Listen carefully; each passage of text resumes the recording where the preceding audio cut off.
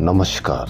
राजस्थान की तमाम फटाफट खबरों में आपका स्वागत है। राजस्थान की खबरों के लिए आपसे निवेदन कि यदि आपने हमारे चैनल को सब्सक्राइब नहीं किया है तो कृपया करके राजस्थान की खबरों के लिए आपके अपने चैनल को सब्सक्राइब करना ना भूलें। आप सब्सक्राइब करते हैं तो हमें हिम्मत होती है सही और सच्ची खबरें आप तक पहुंचाने की, वरना मीडिया में जो आपकी बेरोजगारी है उससे ज़्यादा खबर ज्योति की चलाई जा रही है। आपके घर महंगी शिक्षा है, उससे ज़्यादा खबर ज्योति की चलाई जा रही है। आपके पहलगाम में हुए हमले की खबर से ज़्यादा ज्योति की खबर चलाई जा रही है कि पहलगाम में मारे गए शहीदों के परिवारजन पूछ रहे हैं कि वह पहलगाम के आतंकी कब पकड़े जाएंगे, लेकिन उससे ज़्यादा खबर ज्योति की चलाई जा रही है। जबकि ज्योति को गिरफ्तार करने वाली पुलिस ने कहा है कि जो भी मीडिया पर खबर चलाई जा रही है वह तथ्यहीन है। इसलिए ऐसी झूठी खबरें दिखाकर आपको क्या किया जा रहा है, किस तरह से मानसिक तौर पर आपको गलत खबर दिखाकर किस तरह का आप पर असर होगा, यह आप भलीभांति जानते हैं। तो क्या है आज की बड़ी खबरें राजस्थान से। एसडीएम पर पिस्तौल तानने के मामले में 3 साल की सजा पाने वाले अंता विधायक कंवरलाल मीणा की सदस्यता शुक्रवार को खत्म कर दी गई। विधानसभा में अधिसूचना जारी कर दी है। अब विधानसभा में 200 में 199 विधायक रह गए। रिक्त सीट पर 6 माह में चुनाव कराना जरूरी है। हालांकि मीणा ने सुप्रीम कोर्ट में रिव्यू पिटीशन लगा रखी है। इस पर 15 जुलाई को सुनवाई होनी है। इसमें सजा 2 साल से कम होने पर सदस्यता बहाल हो सकती है। 1 मई को सुप्रीम कोर्ट ने सजा स्थगित करने वाली याचिका खारिज कर दी थी। ऐसे में उनकी सदस्यता भी उसी दिन से खत्म मानी जाएगी। इस बीच नेता प्रतिपक्ष टीकाराम जूली ने शुक्रवार को ही सुबह हाई कोर्ट में दायर याचिका दायर की थी। कोर्ट ने सुनवाई की तारीख तय कर दी थी। इसी बीच कंवरलाल की विधायकी खत्म करने की अधिसूचना जारी कर दी गई। टीकाराम जूली नेता प्रतिपक्ष ने कहा है कि सत्य और संविधान की जीत हुई है। जिस संविधान की पालना पहले ही दिन हो जानी चाहिए उसमें 23 दिन लगा दिए। इससे पहले कांग्रेस के प्रतिनिधिमंडल ने राज्यपाल और स्पीकर को ज्ञापन सौंपे, लेकिन सरकार ने टाल मटोल की नीति अपनाई। कहीं पर आजकल अस्पतालों की चर्चा होती है, नहीं होती है। अस्पतालों की चर्चा होगी तो आप सवाल पूछेंगे तो आपको जवाब देना होगा। इसके बजाय ज्योति की खबर चला दी जाए वो ज़्यादा अच्छा रहेगा। इसलिए क्या है आज की एक और बड़ी खबर। एसएमएस अस्पताल जयपुर के, जी हां, जयपुर के नहीं राजस्थान के सबसे बड़े अस्पताल एसएमएस अस्पताल में जनरल मेडिसिन विभाग में भर्ती गर्भवती महिला को बी पॉजिटिव की जगह ए पॉजिटिव ब्लड चढ़ा दिया गया। असली डर आपको इसका है, यह नहीं है कि किसकी गलती है, बल्कि बात यह है कि इसकी वजह से, लापरवाही की वजह से किसी महिला की मौत हो गई, परिवार उजड़ गया। यह सबसे बड़ा सवाल है कि इस तरह से बड़ी गलतियां किस प्रकार हो जाती है।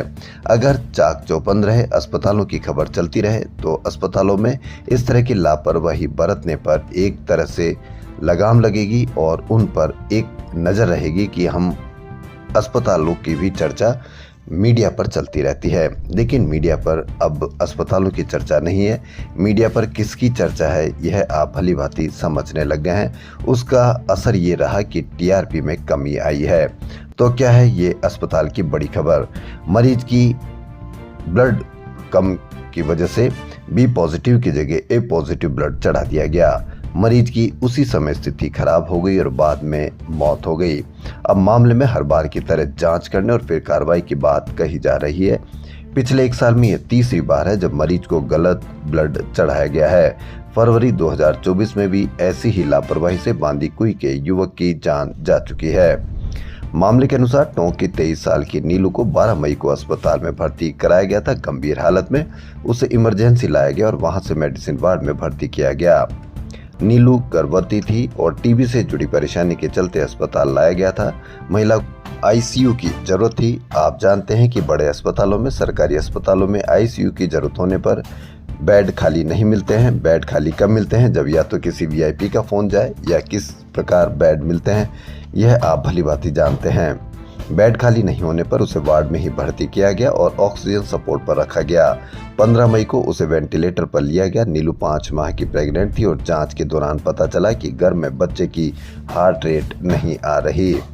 19 मई को गायनी विभाग के डॉक्टर्स को बुलाया गया और महिला की डिलीवरी कराई गई। बात यह नहीं कि किस तरह से इसका इलाज चला, बात यह है कि गलत ब्लड कैसे चढ़ाया गया। वहीं मृतक महिला के परिजनों ने आरोप लगाया कि ब्लड लाने के लिए जो पर्ची दी गई थी उस पर किसी भी ब्लड ग्रुप का नाम नहीं लिखा था। ऐसे में ये सवाल उठता है कि बिना ब्लड ग्रुप जांच के ही ब्लड बैंक ने खून कैसे दे दिया। वहीं मरीज को ब्लड चढ़ाने से पहले उसे क्रॉस चेक क्यों नहीं किया गया। अब इससे कुछ भी नहीं हो सकता, लीपा पोती से कुछ भी नहीं हो सकता। जांच की जाएगी, अगले 2-4 दिन में जांच की बात चलेगी, लेकिन उससे पहले फिर कोई बड़ी खबर आ जाएगी और सारा मीडिया उस खबर पर लग जाएगा। इस तरह से पिछले 6 महीने या साल भर में कितनी बड़ी खबरें आई, क्या आपको पता है कि कितनी बड़ी हेडलाइंस का भी क्या हुआ। तो इसलिए आपको जो डर मीडिया में दिखाया जा रहा है उससे अधिक डर यह है कि आपको अस्पतालों में किस तरह से लापरवाही के चलते किसी परिवार का सदस्य जा चुका होता है। वहीं सवाईमाधोपुर कोतवाली थाना क्षेत्र के कोली मोहल्ला में शुक्रवार दोपहर सगाई टूटने से नाराज मंगेतर ने युवती को चाकू से गला रेत कर हत्या कर दी। लहूलुहान हालत में बिस्तर पर छोड़कर घर की कुंडी लगाकर भाग गया। पुलिस ने आरोपी को हिरासत में ले लिया। राजस्थान में डिस्कॉम में फॉल्ट व ट्रिपिंग से बार बार गुल हो रही बिजली सप्लाई के प्रबंधन की शुक्रवार को पोल खुल गई। जयपुर डिस्कॉम में बिजली गुल नहीं होने का दावा करने वाले चीफ इंजीनियर आर.के. जिनवाल के मोबाइल नंबर पर शुक्रवार को दिन भर कटौती से त्रस्त लोगों के फोन आते रहे। लोगों ने कटौती से राहत मांगी तो उन्होंने कॉल सेंटर व संबंधित सब डिवीजन के एईएन से संपर्क करने की नसीहत दी। चीफ इंजीनियर ने शुक्रवार को शहर के अधीक्षण अभियंता अशोक रावत व एसई अनिल टोडवाल से बात की। इसके बाद डिस्कॉम के सेंट्रलाइज कॉल सेंटर के नंबर जारी किए। यानी पता चला कि कटौती हो रही है। इसीलिए आप सभी से निवेदन है कि यदि आपको भी किसी प्रकार की समस्या हो, जैसे एसएमएस में कोई समस्या हो या किसी और विभाग में समस्या हो, तो आप तुरंत उस समस्या से रूबरू नहीं हो। आप 181 पर जो सीएम पोर्टल है उस पर आप शिकायत करें। सीएम पोर्टल पर आप शिकायत करेंगे तो डायरेक्ट आपकी शिकायत विभाग से कार्यालय और कार्यालय से आप सीधे सरकार तक पहुंच पाएगी। और आपकी शिकायत और आपकी एक शिकायत से उससे जूझने वाले, उससे संघर्ष करने वाले कई लोगों को राहत की सांस आप दिला सकते हैं। इसलिए जब भी कोई समस्या हो 181 पर आप शिकायत करें ताकि आने वाली पीढ़ी भी आपको धन्यवाद दे सके। सब इंस्पेक्टर भर्ती 2021 से जुड़े मामले में शुक्रवार को शहर के दशहरा मैदान आदर्श नगर में चयनित अभ्यर्थियों के परिजन एकत्र हुए। उन्होंने सरकार से मांग की कि उनके बच्चों को जल्द फील्ड में पोस्टिंग दी जाए। प्रदर्शनकारियों ने कहा कि चयनित अभ्यर्थियों ने ईमानदारी से पढ़ाई कर परीक्षा पास की है, अब उन्हें न्याय मिलना चाहिए। सुबह 10 बजे से परिजन जुटने लगे। गर्मी के बावजूद बड़ी संख्या में लोग पहुंचे। परिजनों ने कहा कि उनके बच्चों की पिछली रिपोर्ट देखी जाए तो वह पहले भी कई नौकरियों में चयनित हो चुके हैं। परिजनों ने मुख्यमंत्री भजनलाल शर्मा से अपील की कि वह इस मामले में हस्तक्षेप करे। परिजनों का कहना है कि कुल 859 में से 807 अभ्यर्थी निष्पक्ष और नियमबद्ध तरीके से चयनित हुए हैं। इनमें से 523 पूर्व सरकारी सेवा में चयनित हो चुके हैं। वहीं जिले में लू के बढ़ते असर को देखते हुए आंगनबाड़ी केंद्रों के समय में बदलाव किया गया है। जिला कलेक्टर डॉक्टर जितेंद्र कुमार सोनी ने शुक्रवार को ये आदेश जारी किए। अब 3 से 6 वर्ष तक के बच्चों की शाला पूर्व शिक्षा गतिविधियां सुबह 7 से 10 बजे तक संचालित की जाएगी। वहीं एसआई भर्ती निरस्त करने व आरपीएससी पुनर्गठन को लेकर आरएलपी की ओर से शहीद स्मारक पर दिए जा रहे धरना स्थल पर शुक्रवार को कृषि मंत्री किरोड़ी लाल मीणा पहुंचे। कृषि मंत्री ने आंदोलनरत युवाओं से मुलाकात कर उनकी समस्याएं सुनी। वहीं आरएलपी के पदाधिकारियों ने किरोड़ी लाल मीणा के धरना स्थल पर आने को सकारात्मक बताते हुए आंदोलन की जीत बताया। इसके साथ ही एसआई भर्ती निरस्त करने को लेकर चल रहे आंदोलन को किरोड़ी लाल मीणा के समर्थन की अटकलें चल रही है। अब देखना यह है कि निरस्त होगी या यथावत रहेगी। बढ़ते तापमान और लू के चलते सेहत बिगड़ने का चिकित्सा विभाग ने अलर्ट जारी किया है। विभाग के अनुसार धूप और उच्च तापमान के दौरान बाहर निकलने से तेज सिर दर्द, अचानक गश खाकर गिरना, ब्रेन हेमरेज, ब्रेन स्ट्रोक, पेशाब बंद, सीने में दर्द जैसे कई कारणों के साथ मरीज अस्पतालों में आ रहे हैं। स्ट्रोक दिमाग को नुकसान पहुंचा सकता है। दिमाग में सूजन और ब्लीडिंग ब्रेन हेमरेज का कारण बनती है। 1 माह से 23 मई तक प्रदेश भर में हीट स्ट्रोक के 200 से ज्यादा मामले आ चुके हैं। विभाग का कहना है कि तेज धूप में जरूरी काम होने पर ही बाहर निकले, विशेषकर बुजुर्ग, महिला और बच्चे घर से बाहर ना निकले। वहीं एसीबी के एएसपी सुरेंद्र शर्मा रिश्वत कांड में एसीबी ने एएसपी सुरेंद्र कुमार शर्मा, दलाल रामराज मीणा, प्रदीप पारिक और बंटी व इंस्पेक्टर विवेक सोनी की रिमांड अवधि पूरी होने पर शुक्रवार को कोर्ट में पेश किया, जहां से एएसपी सुरेंद्र व दोनों दलालों को 5 दिन के लिए रिमांड पर भेज दिया। राजस्थान में भीषण गर्मी के चलते वकीलों ने कोर्ट में काला कोट पहनने से छूट मांगी है। हाई कोर्ट एडवोकेट्स एसोसिएशन ने हाई कोर्ट के रजिस्ट्रार जनरल तथा सेशन न्यायाधीश को प्रतिवेदन भेजकर मांग की है। अब देखना यह है कि कोट पहनने से छूट मिलेगी या यथावत रहेगी। पुलिस मुख्यालय द्वारा 10,000 पदों पर आयोजित की जा रही कांस्टेबल भर्ती 2025 में भरे गए ऑनलाइन आवेदन पत्र में संशोधन के लिए 5 दिन दिए हैं। 26 मई से 30 मई तक यह संशोधन के लिए दिन दिए गए हैं। इसके लिए आवेदक को 300 रुपए देने होंगे। ऑनलाइन आवेदन की अंतिम तिथि 25 मई है। राजस्थान में शुक्रवार को गर्मी के तेवर और तीखे हो गए। ज्यादातर शहरों में पारा 45 डिग्री के पार रहा। जैसलमेर 48 डिग्री के साथ देश में सबसे गर्म रहा। बाड़मेर में 47.5 डिग्री, फलोदी में 46.2 डिग्री, बीकानेर में 46.4 डिग्री, वनस्थली और पिलानी में 45.7 डिग्री रिकॉर्ड किया गया। वहीं जयपुर में भी पारा 43.3 डिग्री पहुंच गया। मौसम विभाग के अनुसार अगले 2-3 दिन में पारे में और बढ़ोतरी होगी। वहीं दक्षिण पश्चिम मानसून देश के मुहाने पर आ चुका है। इसके प्रभाव से अंडमान निकोबार द्वीप समूह में तेज बारिश हो रही है, लेकिन पिछले 4-5 दिन से यह 40 से 50 किलोमीटर दूर एक ही जगह अटका हुआ है। मौसम विभाग का मानना है कि अगले 24 से 48 घंटों में स्थिति अनुकूल होगी और मानसून आगे बढ़ सकता है। वहीं सवाई माधोपुर में कुछ दिन पहले एक एएसपी गिरफ्तार हुए हैं। वहीं सवाई माधोपुर से भी एक और बड़ी खबर। एसीबी ने शुक्रवार को 3 लाख रुपए की घूस लेते हुए पीडब्ल्यूडी हिंडौन सिटी के एक्सियन भवानी सिंह मीणा को गिरफ्तार कर लिया है। आए दिन इस तरह की खबरें आने के बावजूद भी लोग घूस लेने से बचते नहीं है। पता नहीं, जबकि ये होता है कि कुछ ही समय में, कुछ ही दिनों में यदि शिकायत कर दी जाए तो वह तुरंत घूस लेने वाला अधिकारी, कर्मचारी या कोई भी ऐसा हो, वह गिरफ्तार हो जाता है। इसलिए आप सभी से फिर पुनः निवेदन, यदि आपको लगता है कि कोई रिश्वत मांग रहे हैं, कोई घूस लेने का प्रयास कर रहा है या आपको परेशान कर रहा है, तो 181 या इस तरह की घूस लेने वाले उनकी भी शिकायत करें, ताकि आप देश के सच्चे नागरिक बने। जयपुर से बड़ी खबर। आर्थिक रूप से पिछड़ी महिलाओं को स्किल सिखाकर समाज की मुख्य धारा से जोड़ने का प्रयास किया जा रहा है। हीरापथ जयपुर पर ट्रेनिंग सेंटर खोल रखा है, जहां पर जरूरतमंद महिलाओं को निःशुल्क सिलाई का कार्य सिखाया जाता है। यह कार्य रितिका तोलानी मानसरोवर में जयपुर में पिछले 25 साल से कर रही है। अब तक करीब 5,000 महिलाओं को फैशन डिजाइनिंग की निःशुल्क ट्रेनिंग देकर आत्मनिर्भर बना चुकी है। इनमें से कई महिलाओं ने तो स्वयं का व्यवसाय भी स्थापित कर लिया है। कई विदेशी महिलाओं ने भी उनसे फैशन डिजाइनिंग की ट्रेनिंग प्राप्त की है। असली आइकॉन ऐसे होते हैं। जी हाँ, रितिका तोलानी, उनको हमारे चैनल की ओर से सैल्यूट। आरयूएच अस्पताल में चिकित्सा अधिकारी भर्ती परीक्षा कराने के बाद अभी तक मेरिट लिस्ट जारी नहीं की है। आरयूएचएस ने इस साल 27 अप्रैल को परीक्षा कराने के बाद 15 मई को स्कोर बोर्ड तो डाल दिए, लेकिन अब तक न संशोधित उत्तर पुस्तिका और न ही मेरिट लिस्ट जारी की गई है। लिस्ट जारी कराने के लिए शुक्रवार को आईएमए जूनियर डॉक्टर नेटवर्क के राजस्थान अध्यक्ष एवं यूनाइटेड डॉक्टर फ्रंट के महासचिव डॉक्टर विकास मिल्की की अध्यक्षता में डॉक्टर रवि बलसेरा व अन्य धरने पर बैठ गए। इन्होंने बताया कि सभी स्टूडेंट परेशान एवं अवसाद में है। हमारी मांग है कि जल्द मेरिट लिस्ट जारी की जाए और पोस्टिंग दी जाए। ग्रेटर निगम जयपुर की ओर से रविंद्र मंच जयपुर के पास वार्ड 150 में 1 करोड़ 38 लाख रुपए की लागत से स्पोर्ट्स एकेडमी विकसित की जाएगी। इसमें युवाओं, बच्चों और महिलाओं के खेलने के लिए 2 badminton court, 2 tennis court, 1 basketball court, 3 box cricket court और 2 वॉलीबॉल कोर्ट बनाए जाएंगे।